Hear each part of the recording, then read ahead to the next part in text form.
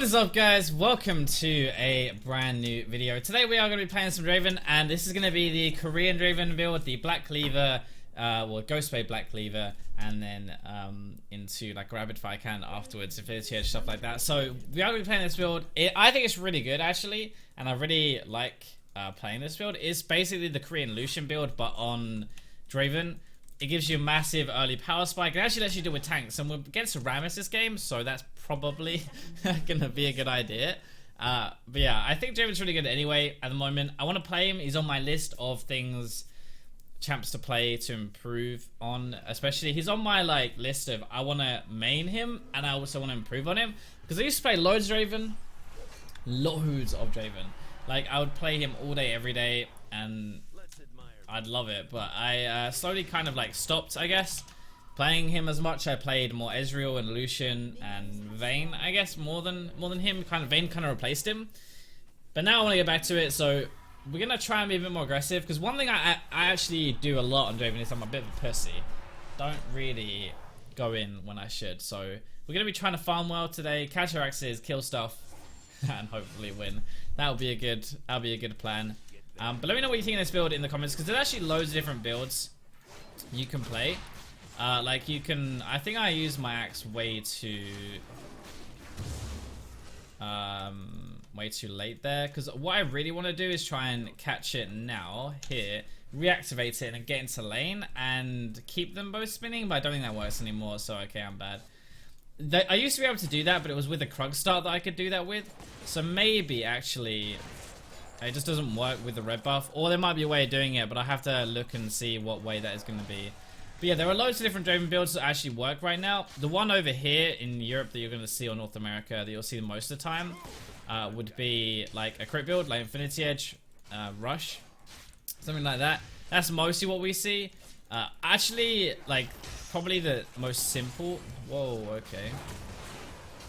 The most simple one is going to be going Bloodthirster first. Sorry, I'm trying to concentrate on fighting and on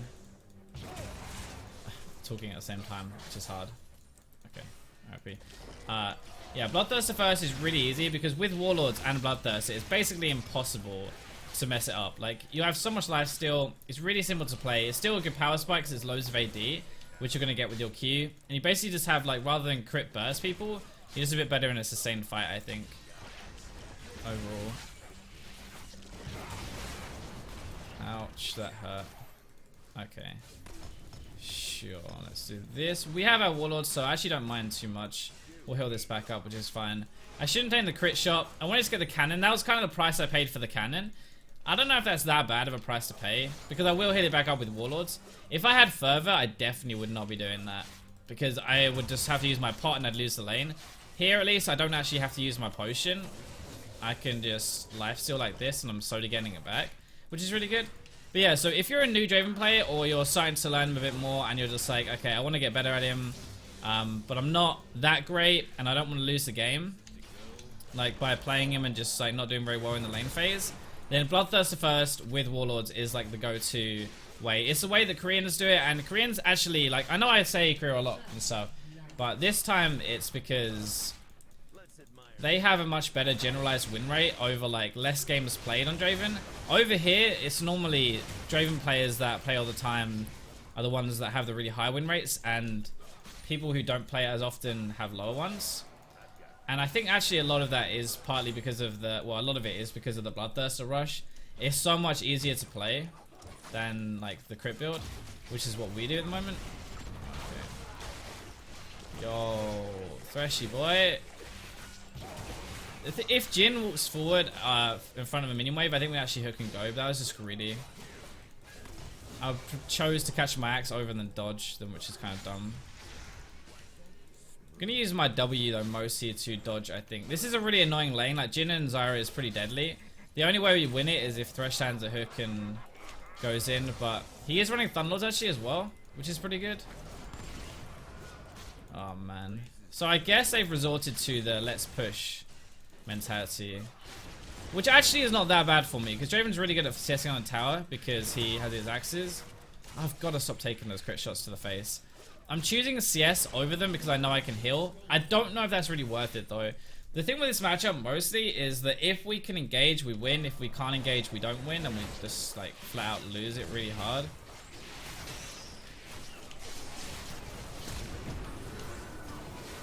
Whoa, he has like no health. Are you serious?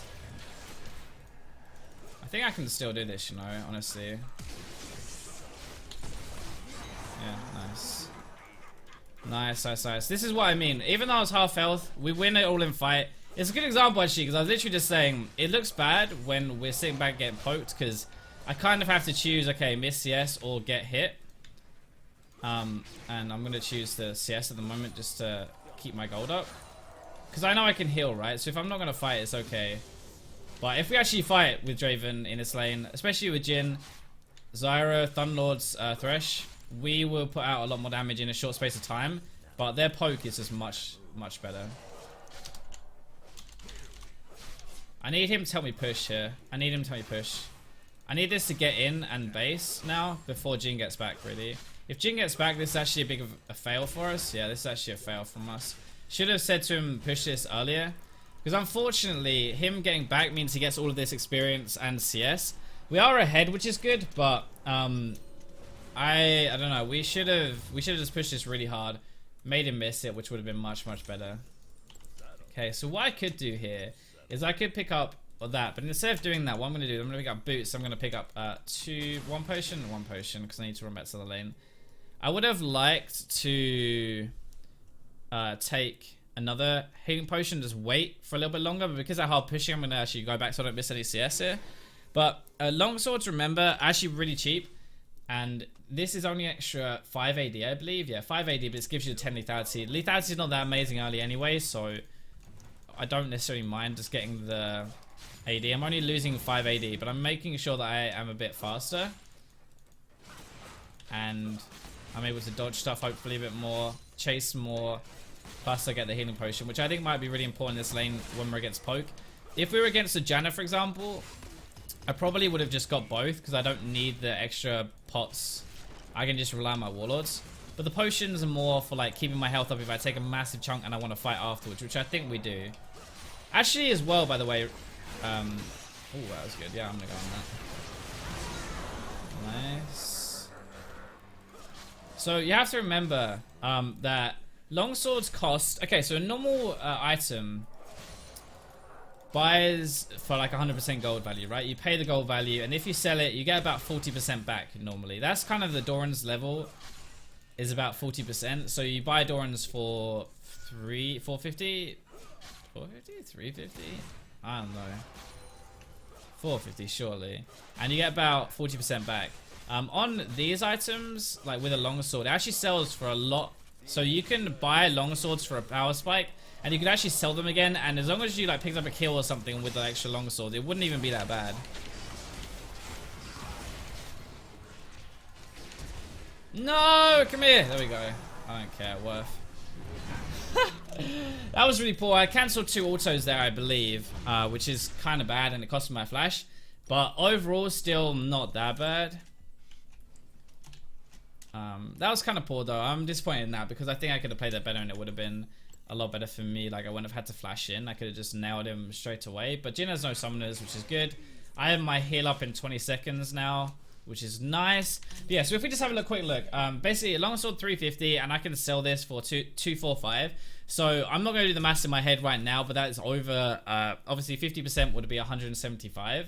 So it's over that. It's like 60-70%, I'd guess, like without doing the math, about 70% sell back value. Whereas the Doran's here is 180, but it costs me more, right? Doran's cost 450 and it sells for 180. It sells for 65 less, but it costs me an extra 100.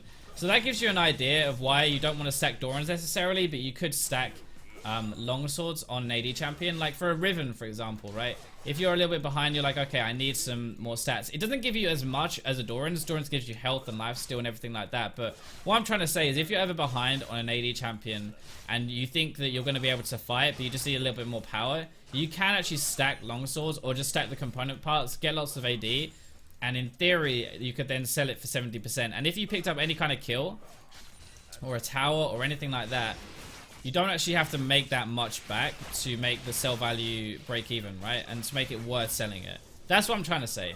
It's a little bit weird. That kind of got a little bit complicated, but the basic term is you could buy longer swords if you wanted to. They sell for quite a lot of their value. So I'm going to try and just get auto trades off now a little bit. Why does he have a blue buff? That's very strange, but okay. No, don't miss the cannon. Whoa, what is he doing? Thank you.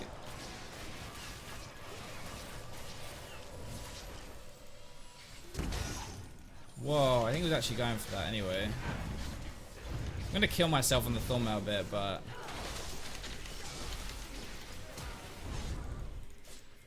okay. If she completes, they're gonna dive me here. He can't bait me like that, because I will just die. Oh, that was a really, really good taunt.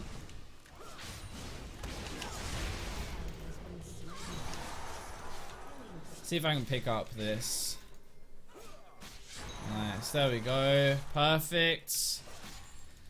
This is much better because I used to play a lot of Draven and I didn't play him recently on the channel, especially because I'm just not practiced on him, and so I feel really rusty and I don't feel like I'm gonna do ever very well. But the more I concentrate actually, and the more I'm playing now, like I play 3 or 4 hours of League a day at the moment, whereas before I might play 1 a day, or I might play like 3 or 4 every 2 days. So I've doubled my league time, which means I'm mechanics wise a little bit better. A little bit better. Okay, that was really weird. I guess I didn't see the Thresh and then he cancelled for the Thresh. Which makes sense kinda, because I would have killed him. If Thresh had hooked him, I would have gone nuts there, so...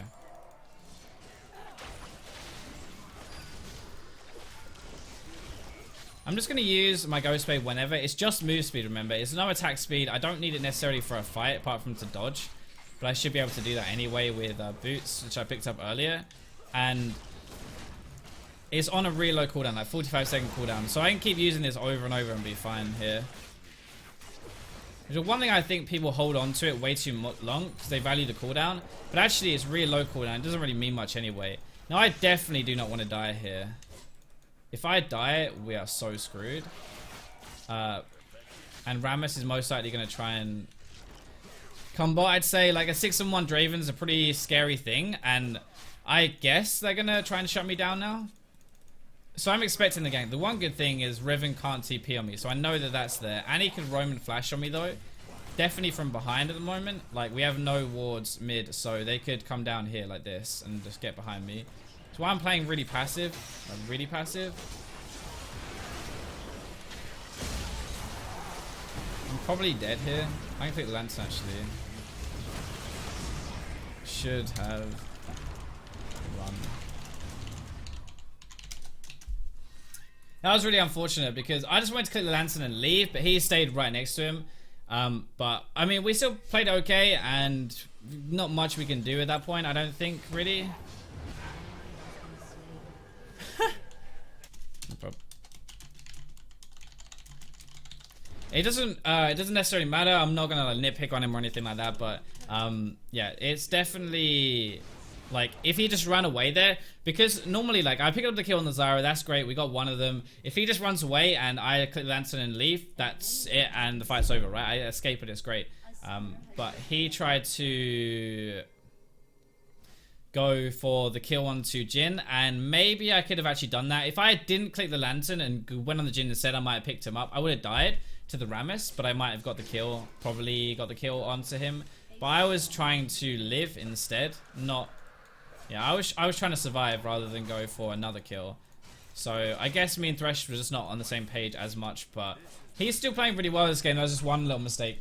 It's good though because I want to point this stuff out. I'm not going to get salty about it, but I want to point this stuff out more because I think that's a good way of learning in everything, right? Like a situation like that, if you're playing support, watching an AD gameplay, you can still learn a lot if I point out his stuff he does well and badly. Right, so we have a big power spike now. These two items are 30% cooldown reduction, which means partly actually this build is really good because if we he's not going to expect the Black Cleaver, by the way. Oh, okay, fair enough. I'm going to flash the W here. That's what I'm waiting for. Okay. What the hell was that? I don't know why Jin didn't W me. Maybe he already tried to use it from range. I'm not too sure. But that was lucky. Oops. Yeah, I thought he might come around and try and dive me, so I'm a little bit afraid here. I do have both my summoners though, so it'd be pretty hard for me to die at this point, I think. I feel like it'd be pretty hard for me to die. But yeah, he probably doesn't expect the Black Cleaver anyway, so I'm actually going to shred this Rammus. He doesn't have any armor necessarily yet, he just has loads of health.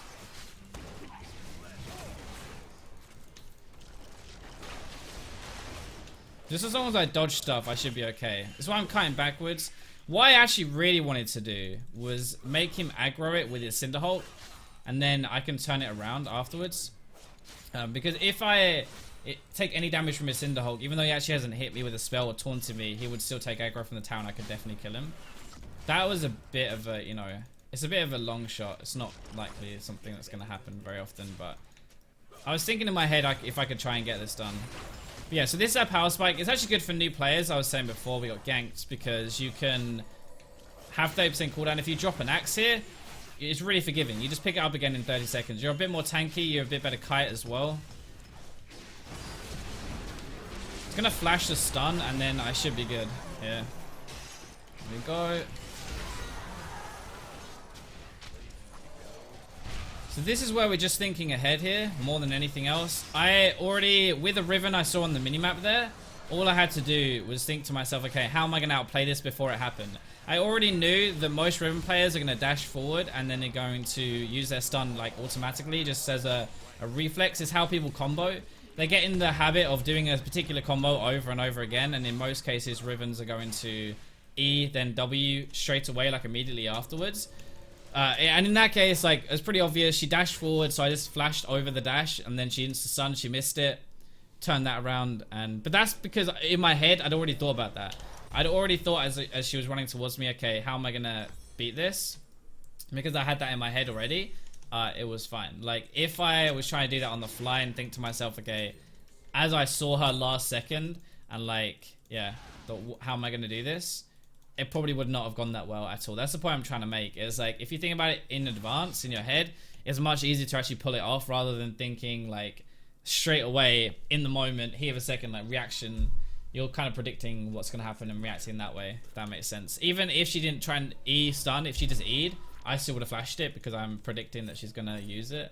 If that makes sense. So if she'd actually held the stun and then flashed onto me afterwards or something, like, she could have made me look really stupid. But thankfully, you know, 90% of the time Riven players are going to do it like that.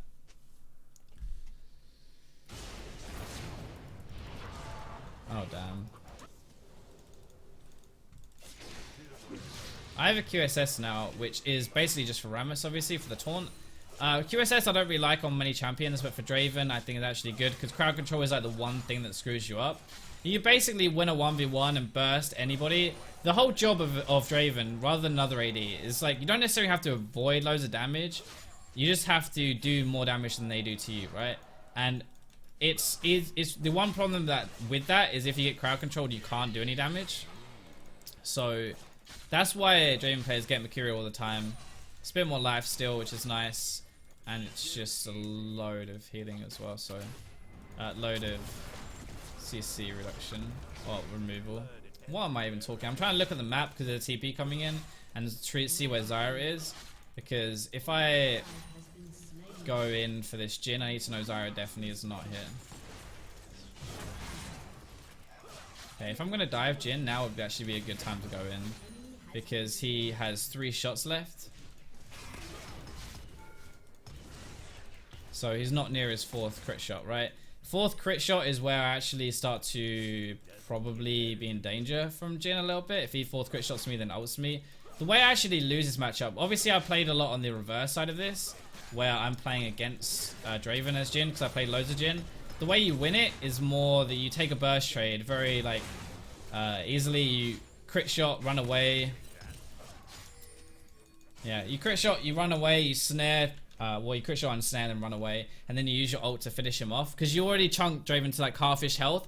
He can't lifesteal if he's not in range of anything, and then it's really simple to just use your ult and snipe him down. So that's what I want to avoid at the moment, and that's like now I know how I lose, right? Whoa, that was a lot of damage. Holy fuck. Because I know how I lose this lane, I can avoid how I lose it, right? If that makes sense. Okay. If I have my flash as well, I would be much happier here. Yeah, I'm not doing that, friend. They have a red trinket in there which knows that we're doing it. Plus they have, we have zero vision, so they could be literally anywhere. I'm not gonna, no way I'm gonna do that. Ideally what happens now is Thresh just stays next to me and peels for me. I can kill everybody. It's only a problem if someone jumps on top of me and I can't deal with that. So, I don't know. If he sticks next to me and just keeps me alive, that would be ideal. But I don't really want to overextend. If I overextend, it's gonna suck, obviously. I thought there was a ward here, you know. I saw a red thing on the minimap, and I thought to myself, that's a bug, because it looked like Crab had been given to their team, but I knew I just killed it. But actually, then I thought, well, the only other way that the red thing would be there is if that was an enemy ward, right? One of the other good things, Black Cleaver, that actually makes it work so well. Holy, okay, that's not good though. Is that when it goes through a team fight like this, it applies on everybody. So if I hit 5 people with my Black Cleaver, it's gonna apply on everyone, right? I don't actually need to use my QSS here, so I'm not going to, because I want to use it for something else, hopefully. Whoa, holy, okay.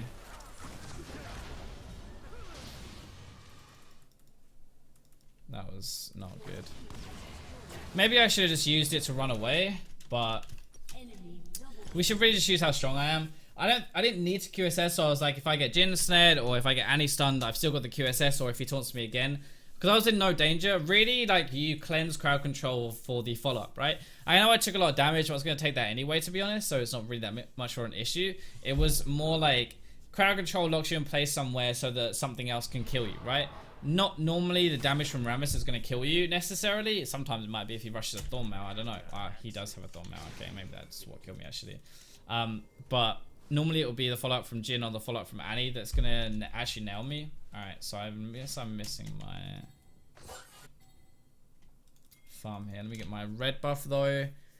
Now we're going to see if we actually can carry. To carry, I need a team fight, and a better team fight than that where everybody just dies instantly.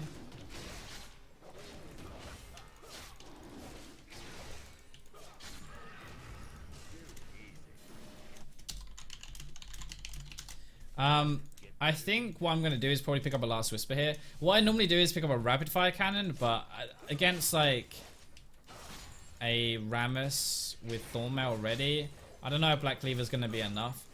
It probably is enough. I'm just really paranoid that I can't get through him because he's just such a beefy tank. And he's going to pick up a random next anyway, which means crit is less effective against him. Oh, dude. It's not good. Lee is kind of throwing a little bit. So QSS is really good against Annie because obviously it cleanses the stun, but Annie has like a lot of damage and she can probably just one-shot me without the stun. So sure, the QSS is really good for getting rid of the stun part of it, but it's not going to get rid of the damage, right? It's not going to block any damage. I have to be a bit careful of that. Not anything. Yep, here we go.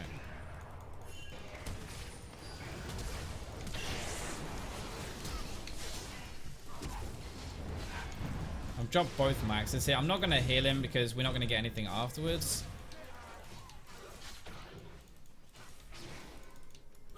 At least Trin is getting the inhib there, so...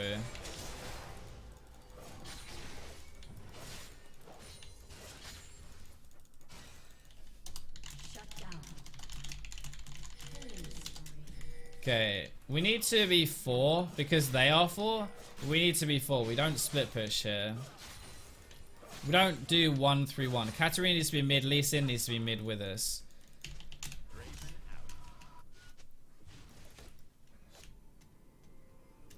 Alright, let me go back and buy. I'm thinking of getting my rapid fire here, and my shiv will be pretty good. I don't really do any damage to Rammus, and that is a bit of an issue at the moment. bit of an issue. I have a lot of AD with this build actually. Have 270 already, so getting a last whisper would not be that bad. I think I'm actually going to do it. Actually going to do it. And what I'm going to do actually is I'm going to sell my Dorans, pick up the last whisper component part, and I'm going to pick up a control ward for an objective. That's much better now than having the Dorans. Katarina though is going to be a... Did he just run into the plants? What is this guy on? Ah! What is happening? What is happening? Oh my word. Yeah, because I have that at least, like, I'm not too worried about Rammus if Katarina blows him up, but I don't think, why would he do that, right? I'm sure he's going to go for the... I'm sure he's going to go for the squishy instead, really. Let's be honest. No, I'm not actually that fussed about getting hurt. I'm more... Okay, worried about follow-up, yeah.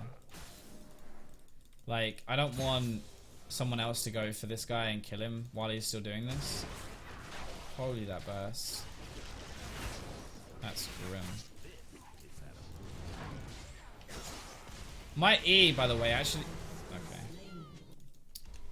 My E, by the way, applies Black Cleaver. So part of the reason why Black Cleaver is so good on Draven is because you can auto, you can E, you can auto ultimate, and that's 4 stacks of Black Cleaver already. Your ultimate would apply 2 stacks, 1 on the way there, 1 on the way back. So Black Cleaver actually has pretty good synergy. Like, I know it sounds really weird, but Black Cleaver is any physical damage applies a stack, and your E is physical damage. They're really gonna go for that. So I'm gonna miss my bot lane farm now, I think. I'm actually gonna use my ult for bot lane farm. That's a lot of farm to miss here.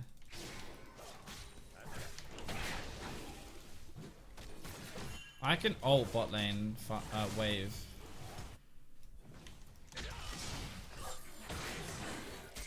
We have the wave clear for the cat here, so just looking at the minimap to try and clear it on the way back. If you look back, I think I clipped both there. What is going on? Why?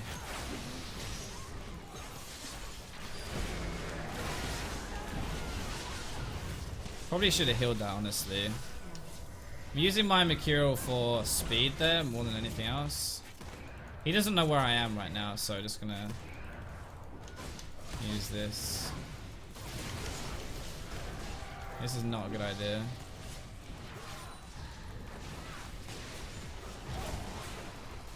Really? What the hell is she doing? I'm running out of mana here. That was the weirdest play I think I've ever seen. But I still cannot get through Rammus. Maybe I actually need the upgraded Last Whisper, which just seems ridiculous that I need to buy this much to counter someone. But I think I might actually have to because I can't really get through him.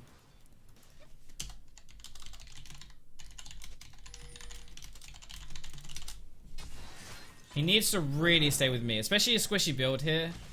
There's no point him going in on this. We need to go around. I'm going to ward up here because this is where they're most likely going to come from.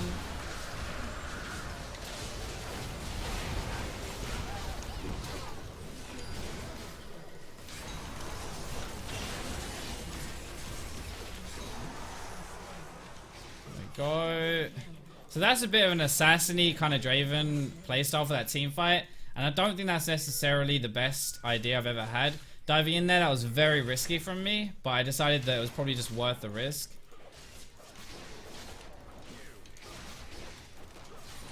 And honestly, when everyone's like the Annie I was okay with because you're focusing the rest of my team. So that one I'm not too afraid of because they're not even focusing me in the first place. The Jhin I was afraid of because he was actually trying to pummel me. And that's dangerous, really dangerous for me if they're going for me. Yo, let me lifesteal, you dickweeds. Holy, okay, no thanks then. Alright, support boys. That one I was afraid of, like the Jhin trying to kill me at the side. Especially because I didn't have Mercurial or anything like that. And if you turn around, when the hill came down, I was thinking, oh crap, I'm probably dead here. Because my last auto was going to kill Annie. I'd already mentally switched targets there. But obviously it didn't do anything because she actually didn't die. I didn't even put that down. That was a waste, I guess.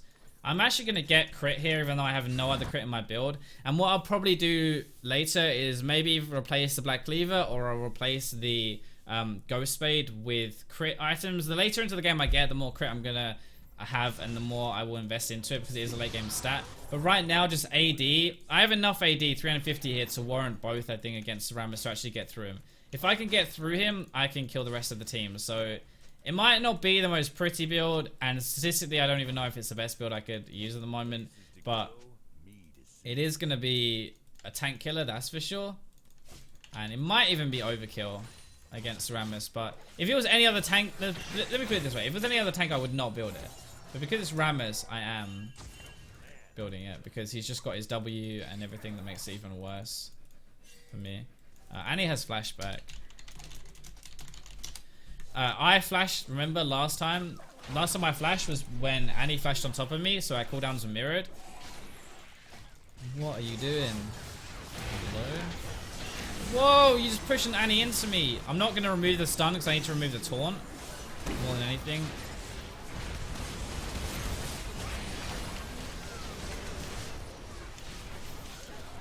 Holy fuck. Nice, nice, nice. That was good. Oh man, this Riven. It's really hard to... Maybe I should... I thought I used my Ghost Blade already, so that's actually a mistake from me. Maybe we just end the game here. That was a bit of a mistake. I was trying to kite the Riven, but I thought my Ghost Blade had been used because I used it to get into the fight. I don't think I actually used that the entire time. And I had my flash up, I could have flashed away. Didn't think she was going to finish me off like that. What I should have done, if I was paying attention, is probably flash the Riven ultimate. That's the most damage in her kit. So I used this for speed to try and kite more. And I think really, if I was thinking about it, I should have flashed the ultimate. I didn't think I needed to. Thought my life steal was going to be okay. But I've only got this, which is 10% plus my warlord. So actually, I don't have a ton of life steal in this build. But there we go. So team fight's kind of rough a little bit, actually. But that's the part that's going to take a bit more to getting used to the more I play Draven. Because it is... Team fights are a lot harder than lane phase, I think. It's fair to say. But that anyway, see what we got. S- on Draven. Nice. It's not too bad. And damage wise, we did the most apart from Zyra. Zyra did the most damage in that game as support. That's crazy. Absolutely insane. But yeah, I hope you guys enjoyed the episode. This is a bit more aggressive. Like, I tried to play a lot more aggressive early. Ended up working out. And Draven is just pretty ridiculous, I guess, at the moment. Hopefully we can play him some more recently. I hope you guys kind of enjoy him. But anyway, that's going to be all for this episode. So I'll catch you guys tomorrow.